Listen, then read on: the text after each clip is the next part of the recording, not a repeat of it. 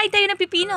Alam niyo ba na hindi talaga ako nakain ng pipino? Hindi ko talaga magustuhan yung lasa nito kasi parang kakaiba talaga siya. Ang kapatid ko nito ang naghikayat kumain nito dahil sobrang dami daw ng benepisyo nito. Nabanggit ko nga sa kanya na mabilis na talaga ako mapagod ngayon kahit sa pag-akyat lang ng hagdan. Nabanggit niya ng kapatid ko na napakarami daw benepisyo itong pipino. Ito daw ay isang masarap at masustansyang gulay na may maraming benepisyo sa ating kalusugan. Tulad na nga lang ng pampatibay ng buto, mayaman sa antioxidant, panlaban sa kanser at nakakatulong ito para matunaw ang ating mga kidney stones, panlaban sa diabetes, protection sa ating utak at nakakatulong din to sa presyon ng dugo. Ganito nga lang yung ginawa ko, nilagyan ko nga lang siya ng kondensada at magugulat talaga kayo sa lasa, ang sarap. Hindi mo talaga mapipigilan ng kumain nito. Nagbabawas na nga ako kumain ngayon ng kanin dahil nga hinahapon na ako lagi. Ayun, para sa mga hindi nakain ng pipino dyan at sa mga nakain ng pipino, subukan yung lagyan ng kondensada, ang sarap talaga niya. Hindi ko talaga mapigilan ang pagkagat nito. Tara, kain tayo!